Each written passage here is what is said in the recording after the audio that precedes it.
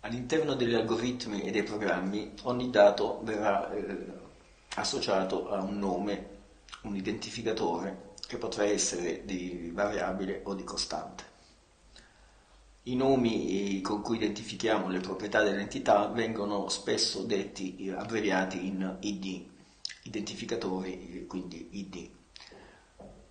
Perché usare gli identificatori? Intanto per un discorso di sinteticità. Sei già abituato nella matematica a leggere formule del tipo A uguale B per H, cioè area uguale base per altezza, oppure spazio S uguale V per T, e così via, delta uguale B quadro meno 4 per A per C, quindi sono formule già sintetiche. I dati intanto nota che sono stati eliminati anche dalle formule della matematica i valori dei dati e sono rimasti dei nomi.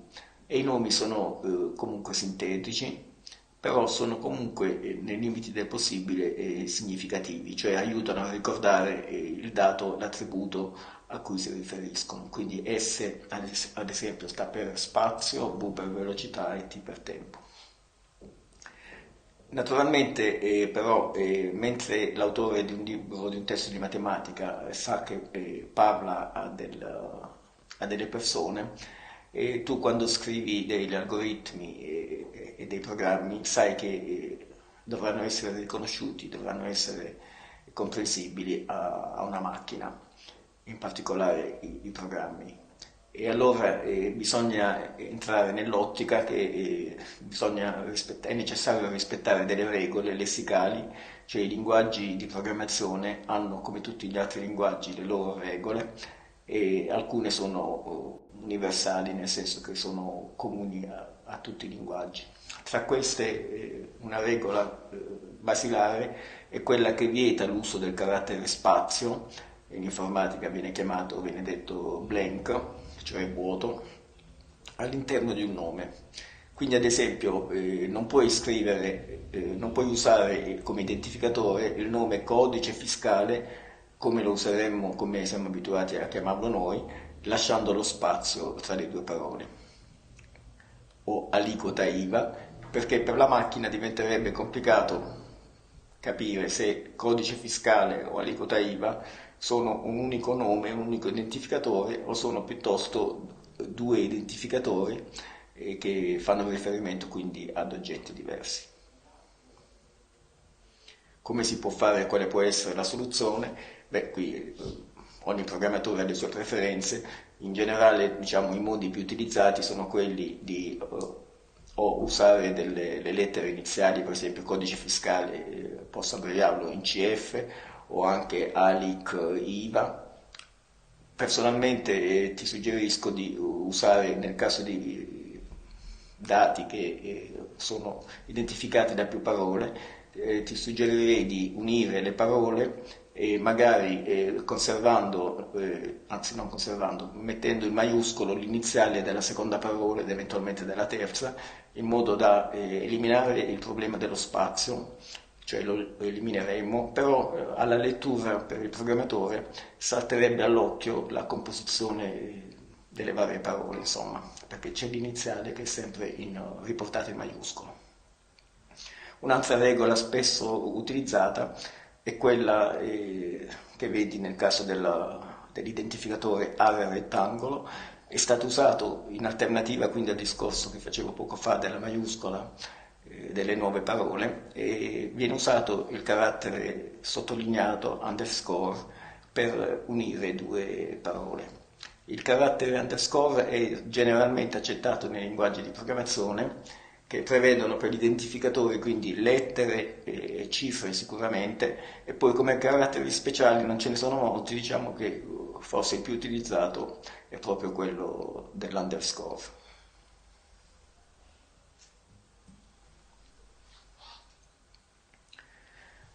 Dicevamo agli inizi che per risolvere un problema il momento più importante probabilmente, sicuramente, anzi, è quello di analizzare la traccia e mettere a fuoco quindi il da farsi, nel senso in particolare i dati disponibili, siano essi costanti o siano dati che vanno introdotti al momento dell'esecuzione dall'utente, e sia i risultati che bisogna produrre.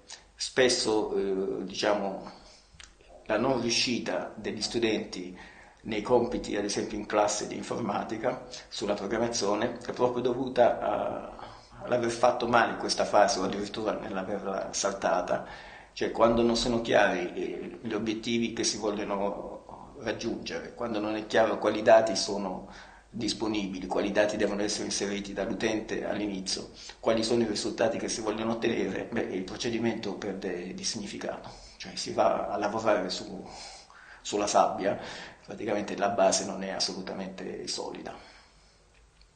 A questo proposito potrebbe capitarti leggendo dei testi di informatica oppure anche in internet, visto che oggi è una delle fonti disponibili a tutti quanti, potrebbe capitarti di vedere delle tabelle dati, che sono quindi delle strutture idonee a supportare, a documentare la fase iniziale di analisi dei dati, e potrebbe capitarti di vedere nella tabella dei dati anche i cosiddetti dati di lavoro. Che sono questi dati di lavoro? Sono dati intermedi, risultati intermedi, cioè non sono né i dati iniziali del problema né i risultati finali, ma sono appunto dati intermedi che però non possono e non devono essere analizzati nella fase iniziale. Cioè quando io analizzo i dati di un problema, ad esempio del quadrato, devo concentrarmi su quelli che sono i dati iniziali e i risultati, quindi area, perimetro, lato e la costante, che ti ricordo è un dato implicito perché non era espressa esplicitamente nella traccia, e il numero lati, quindi questi sono i dati del problema.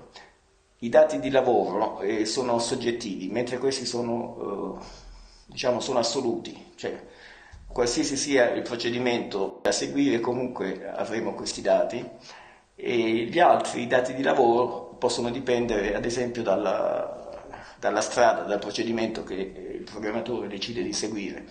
E ti ricordo che per risolvere un problema ci possono essere diverse strade, diversi procedimenti, no? È chiaro che seguendo uno piuttosto che l'altro, anche i risultati intermedi, i dati di lavoro intermedi andrebbero a cambiare. Quindi io non ho la sfera di cristallo, all'inizio non posso, nella fase iniziale di analisi, non posso sapere dopo, durante il procedimento, cosa verrà fuori, di quali dati intermedi potrei avere bisogno. Se in un testo o anche in internet, ripeto, nella tabella dati, che sicuramente è uno strumento molto comune per questa fase, trovi anche i dati di lavoro, è probabile che chi l'ha scritta lo abbia fatto dopo, al termine della progettazione del programma, e quindi li ha aggiunti perché ormai sapeva quali aveva utilizzato. Assolutamente non devi fare lo sforzo all'inizio di individuare anche i dati iniziali, sarebbe una forzatura, andrebbe contro il metodo top down, che è il metodo dall'alto al basso, dal top al giù, dal down, nel senso che all'inizio bisogna concentrarsi sugli aspetti importanti, non bisogna andare nei dettagli, cosa che invece si fa poi man mano, no? Quindi io non posso all'inizio concentrarmi sul procedimento, nemmeno l'ho scelto ancora il procedimento da seguire, quindi sarebbe una cosa non naturale.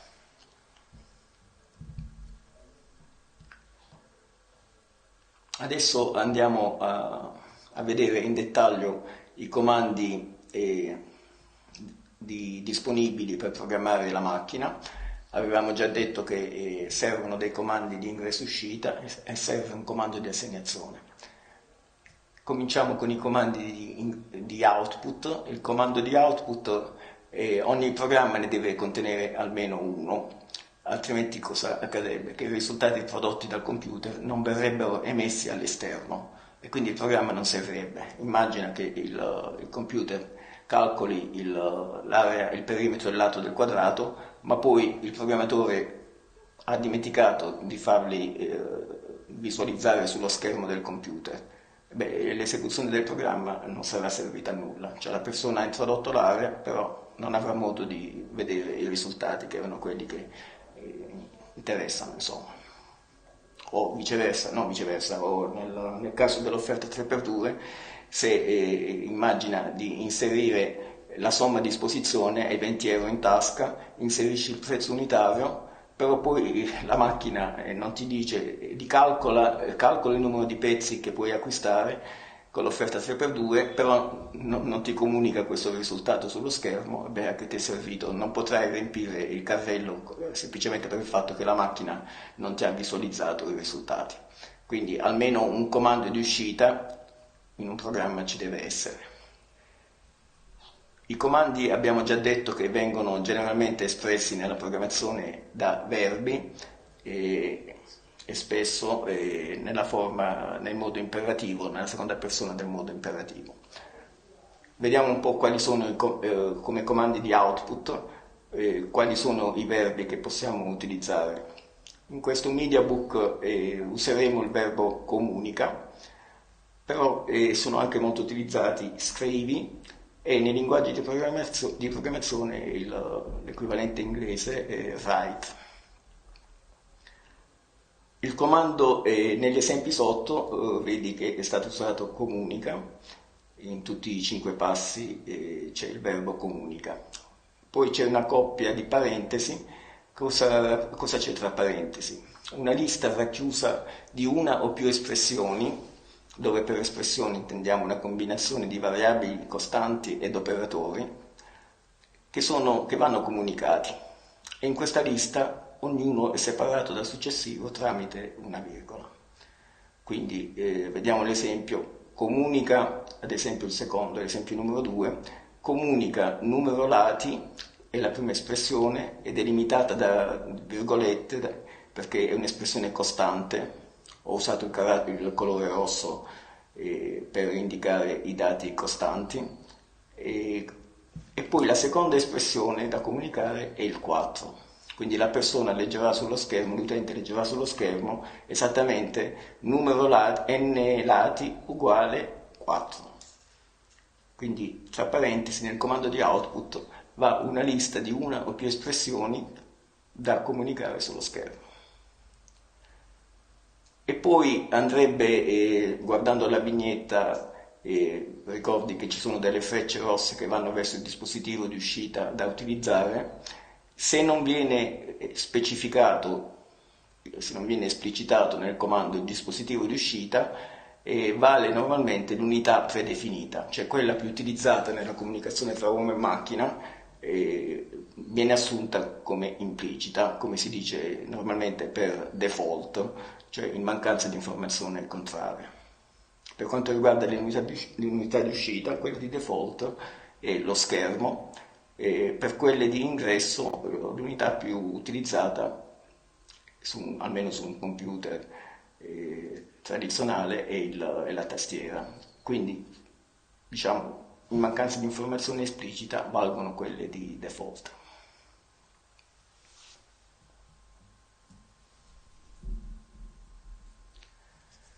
Bene, vediamo il nostro primo programma, che senza molta fantasia chiamiamo Hello World, ciao mondo, perché per tradizione, da quando esiste la programmazione, i programmatori di tutto il mondo affrontano come primo programma in un linguaggio nuovo, o comunque nel loro primo linguaggio di programmazione, usano fare questo programmino che ha il solo scopo di visualizzare sullo schermo un saluto, appunto Hello World.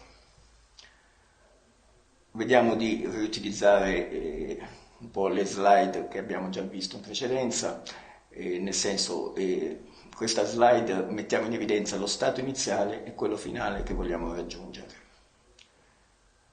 Ricordi che bisogna individuare le entità sarebbero persone o cose, insomma, le entità significative per il problema da risolvere. Nel nostro caso l'entità l'ho chiamata saluto, Hello World è un saluto, e come attributi dell'entità ce n'è solo uno, che è il messaggio.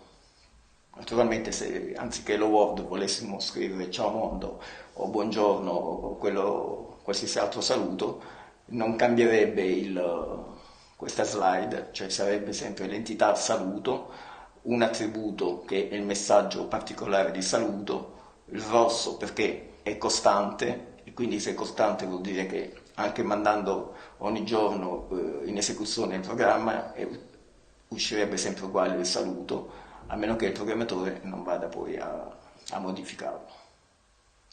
Per quanto riguarda lo stato finale, qui naturalmente è sempre il messaggio di saluto che esce, quindi non ci sono praticamente calcoli da fare. Ho usato la freccia sfumata che va dal rosso al giallo per indicare che il dato costante, appunto il messaggio di saluto, è anche poi visualizzato, ne avevamo già parlato in precedenza, quindi nulla vieta di visualizzare in uscita anche un dato costante.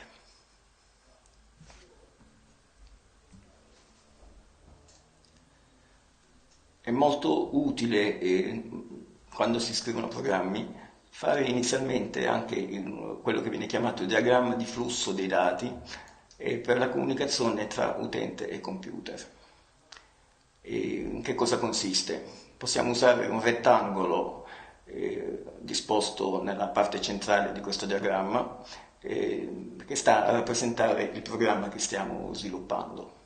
Nel rettangolo mettiamo il nome del programma, in questo caso l'ho chiamato saluto, perché saluto e non hello world, perché come dicevo prima, se cambiassi il messaggio particolare di saluto comunque non cambierebbe il programma, sarebbe sostanzialmente lo stesso tipo di problema risolto e quindi conviene chiamarlo saluto in generale.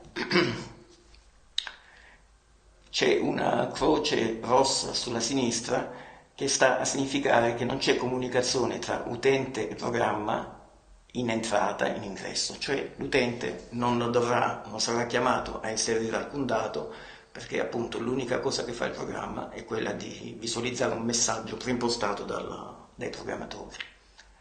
In uscita invece c'è la freccia che porta il messaggio di saluto verso l'utente. Quindi questo è il diagramma di flusso dei dati, è banalissimo naturalmente per questo primo programma. La nostra tabella dati, la tabella dati ha come colonne normalmente al primo posto l'ID, e in questo caso messaggio di saluto, vedi che sono stati eliminati gli spazi, quindi non è uno sbaglio naturalmente tipografico, è semplicemente una scelta dettata dal fatto che nei linguaggi di programmazione lo spazio non si può usare. Nella seconda colonna però siamo liberi di parlare la nostra lingua e quindi una descrizione del dato, tanto più è sintetico l'identificatore scelto, tanto più è breve e difficile da riconoscere, tanto più utile diventa per il programmatore, attenzione dico per il programmatore e non per il computer, per il quale la descrizione non ha alcun significato, tanto più, dicevo, è utile per il programmatore la descrizione. Quindi qui sono stati reintrodotti gli spazi, messaggio di saluto, perché è rivolta questa descrizione a una persona e non alla macchina.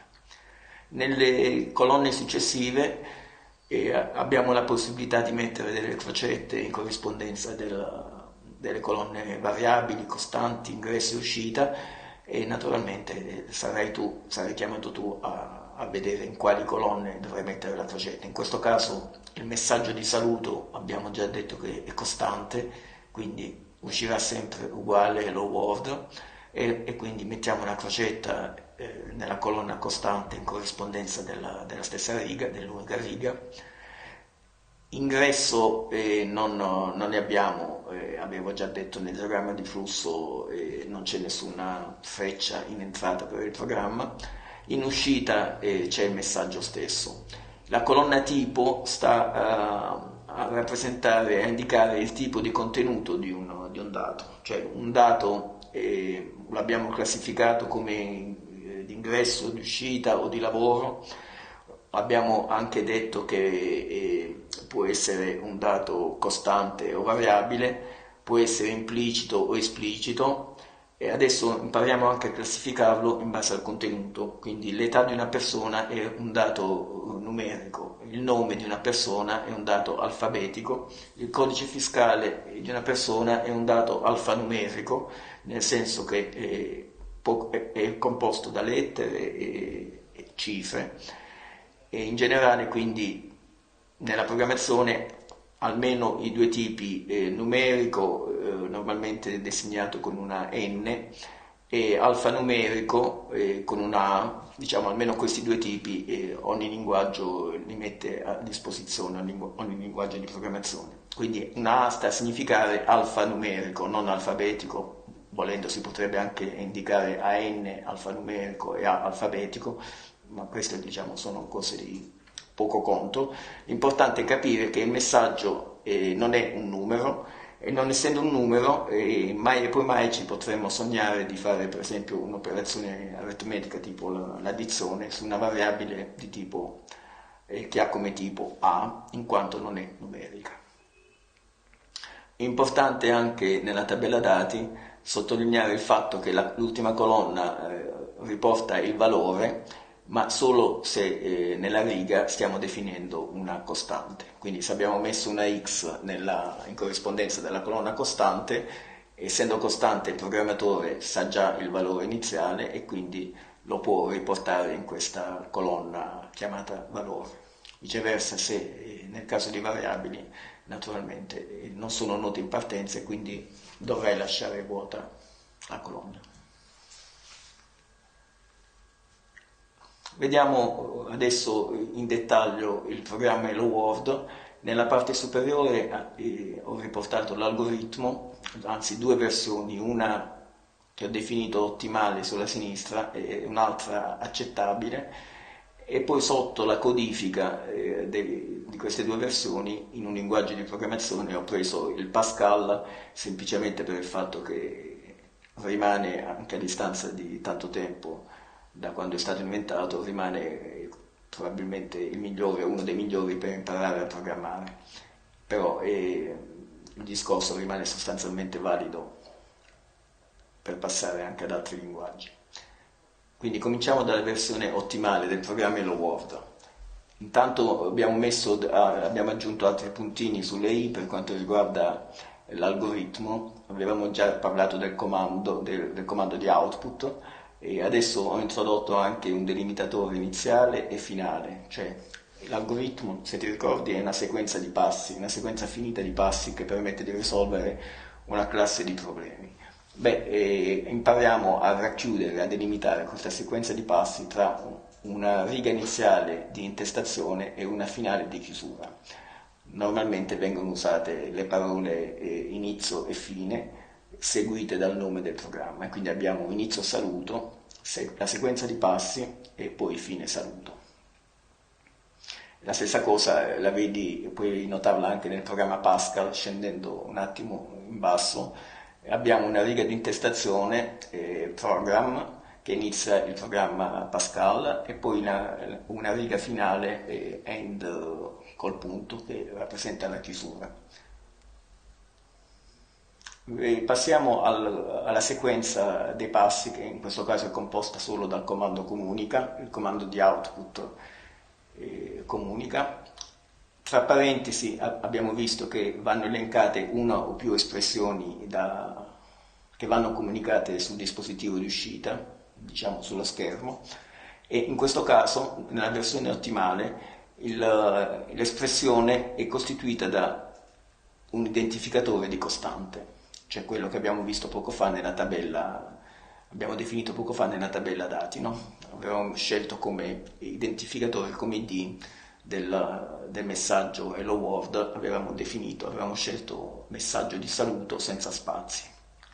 Quindi questo comando significa comunica sul dispositivo di uscita, perché non è specificato, che cosa, complemento oggetto, il contenuto dello spazio di memoria associato all'identificatore messaggio di saluto. In subordine, ma qui è questione anche di stile di programmazione, di gusto, quindi subentra anche un po' la sfera del personale, e magari sui testi troverai molto più spesso la forma accettabile rispetto a quella ottimale, però il mio consiglio rimane questo. Diamo un'occhiata anche alla versione Pascal dei due programmi. Diciamo che spesso i linguaggi di programmazione danno la possibilità, se non addirittura obbligano, come nel caso del linguaggio Pascal, a dichiarare i dati, il che significa che le informazioni che hai già messo nella tabella dati quando hai progettato l'algoritmo dovranno essere riversate in un'apposita sezione del programma, in questo caso Pascal. Infatti vedi c'è la parola const, sta per l'inglese constant, cioè costanti, è una sezione in cui il programmatore in Pascal deve dichiarare tutti i dati costanti ai quali dà un nome, messaggio di saluto e il valore, quindi esattamente le informazioni, alcune delle informazioni prese dalla tabella dati. Questa parte dichiarativa nel programma Pascal segue l'intestazione iniziale, la prima riga del programma. E la fase successiva alle dichiarazioni invece è racchiusa tra il begin, che corrisponde all'inizio dell'algoritmo, e l'end finale. Quella parte viene chiamata parte esecutiva del programma, cioè è quella che racchiude le azioni che abbiamo già elencato all'interno dell'algoritmo. Diamo anche un'occhiata a quello che è il comando di output nel linguaggio di programmazione Pascal. Avevo già detto che un verbo molto utilizzato è il write, e infatti lo troviamo qui. Quindi il comando comunica è stato tradotto in Pascal attraverso il comando write e non cambia nulla per quanto riguarda la parte successiva del comando. Un'altra cosa che possiamo osservare nella versione Pascal in basso è quella che sono state usate delle righe di commento e sono riconoscibili dal fatto che sono delimitate da una coppia di simboli, parentesi aperta e asterisco, sia in apertura che in chiusura, al contrario nel caso del Pascal, quindi in chiusura prima l'asterisco e poi la tonda chiusa.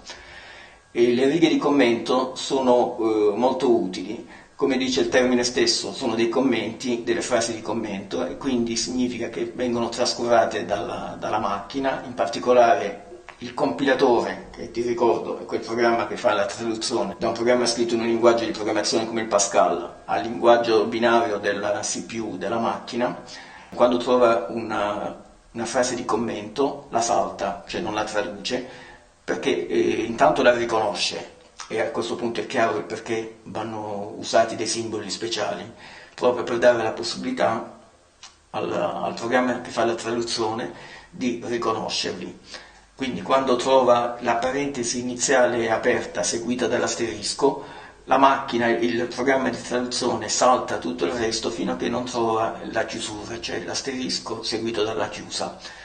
Quello che ha incontrato strada facendo lo trascura, non lo prende in esame, non lo traduce e poi passa avanti e riprende con la riga successiva la fase di traduzione.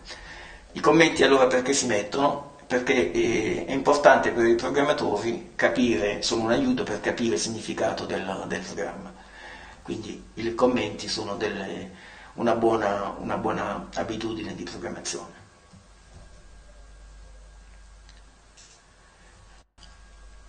E per quanto riguarda il programma Pascal, abbiamo già fatto delle osservazioni sui commenti sulla struttura. Aggiungerei l'ultimo punto nell'elenco: ogni linguaggio di programmazione ha un insieme di parole chiave o riservate, vengono anche dette queste parole, che hanno un significato preciso per il linguaggio, cioè fanno parte del suo lessico e non possono essere usate come identificatore dal programmatore. Quindi nel caso del Pascal abbiamo visto begin, end, program, write. Quelle parole che avevo messo in grassetto sono dette parole chiave. Ogni linguaggio ha il suo insieme, il suo set di parole chiave, va riconosciuto, va tenuto presente dal programmatore che scrive in quel linguaggio, perché non posso chiamare una variabile allo stesso modo. Cioè, se chiamassi una variabile begin, ad esempio in Pascal, il compilatore durante la fase di traduzione del programma mi segnalerebbe la cosa come sbagliata.